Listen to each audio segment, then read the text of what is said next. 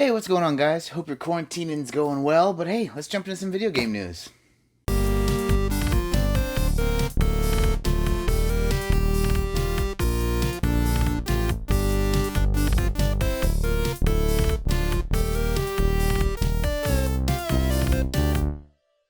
The first thing we're going to talk about this week is like the weirdest story I think I've heard in a while, and that is the new Cookin Mama game for the Switch.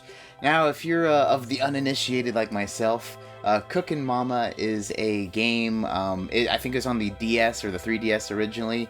It's just a harmless Nintendo handheld game where you make recipes and food. Now, why is Cookin Mama a big deal? Well, earlier this week, Cookin Mama jumped on the eShop and went to sale in retail stores. Once again, kind of hard to get because of the current situation of the COVID-19, but you could get it curbside delivery or whatever. But all of a sudden, it was taken off of the eShop, and it was also being told to stores not to sell it. And the real reason is apparently they went and pushed it out without getting the proper permissions from Nintendo, crossing all the T's, dotting all the lowercase J's. That's the real reason. Now, the reason this story blew up all over the internet was because apparently the company who made the game had a presentation a while ago showing that they could make a game that used the background power of the console that it was running on to basically farm bitcoins for investors. It's like this whole weird thing. It was really vague, and I don't even know if that's exactly what they meant, but it could be interpreted that way. Anyway, it blew up all over the internet. People saying that Cookin Mama was magically pulled down, and it was because that it was using your console to farm bitcoins somewhere else and send them all off so someone else is making money off of your console. And people were even corroborating this, saying that their Switches were running way hotter while playing Cookin Mama. Anyway, that is apparently not true. But one good thing to note, and I don't think I'm going to be jumping on this train, but the company themselves is now selling the game on their own website since stores can't have it and it's not on the eShop, and they're selling it for $60, which is weird because it's a $40 game. But if you jump on eBay, it's selling for over $100. Now, why is this? Now, think about, I think it was NBA 2K3 on the GameCube. Some weird print things happened, and even though it's not really a big, well-known, who cares about a game, it's actually a very expensive and rare game because of that. Now, this game has like the duality effect here going on. You have this weird controversy that made physical copies disappear, but then you also have the fact that this happened during this COVID-19 thing, so it was already kind of hard to get one anyway. So, barring this game does get sorted out and released in stores, theoretically this may be like that weird, really rare Switch game, like in the future at the end of the life cycle when it's like, oh, you don't have a copy of Cookin Mama because that game only got 20 copies. I mean, obviously that's an exaggeration, but I don't know, if you're a collector, yeah, I guess you could pick this up and maybe it's a good investment. I don't know, I'm not gonna do it, but hey, that's just me. The next thing I want to bring up actually is news in Japan, and apparently it's kind of old news, but I didn't know about it. But yeah, in Japan you can custom order Switches and pick what Joy-Con colors you want on either side. You can also pick different colors for the little locking mechanism that goes on the outside of the Joy-Con when you're playing when you're playing out of handheld. This is awesome. I really wish that America would have this option, especially because if you look here, they actually have the different colors that aren't available. Like, for instance, for Christmas, I got the purple and orange Joy-Con set.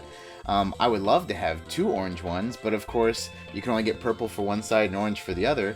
But, on this website, you can actually pick any combination you want. I think this is an awesome idea. I am really bummed out that we don't have that here, and hopefully it will come here eventually. Or, me personally, I would love the idea to just be able to buy Joy-Cons direct from Nintendo even, like, hey, just buy a left or just buy a right. That would be cool if just one of your Joy-Cons maybe gets broken, or if you're like me and want to get the opposite color for something you have. Like, say you bought the orange and purple, but you want two oranges, and you have a friend who wants two purples. I could buy an orange, he could buy a purple, we could trade. I don't know. What do you guys think? Do you guys think this whole custom Switch option is a good idea, or would you rather be like all of the other DIYers and kind of custom build them yourself with replacement shells? Let me know in the comments down below. Of course, we cannot talk about this week without talking about the PS5 controller reveal. If we're just talking our personal thoughts, just between you and me, I really don't care. I mean, a lot of people were freaking out like, oh my god, this thing looks so different. I either hate it or I really love it. To be honest, there's two things that I want to see out of a new PlayStation controller. And that is better battery life, which they're claiming it has better battery life. And the other thing is just because I like playing on my Xbox Elite controller and my Switch Pro controllers, I would have loved offset thumbsticks, and that didn't happen. So, you know, for me, 1 for 2. But, you know, they got rid of the light bar. I think that's going to help the battery life some. Do I think it looks like a turret from Portal and it may come alive and kill me in my sleep? Yeah. But, you know, hey, whatever. And a lot of people are really freaking out about the white theme, thinking like, oh, does that mean the PS5 is going to be white or whatever? I mean, come on. What company hasn't made controllers with variants? I mean, if anything, the two-tone theme is going to make it way cooler for, like, collector edition controllers in the future. But what do you guys think? I mean, is this like a controller that kind of freaks you out because it's kind of slowly morphing towards that kind of Xbox Switch Pro style and kind of losing that shape? Or, I mean, do you really like it? Like I said, I'm kind of indifferent. Yeah, I really wish the thumb sticks were offset personally, but hey, that's just me. I guess Google Stadia is free now. Fine, I'll talk about it. Google Stadia, they finally put out their free model, which should have been available from the beginning. But also, they're really trying to rope people in, so they're giving you 2 months of the Pro subscription for free, which has the free games and the 4K, blah, blah, blah.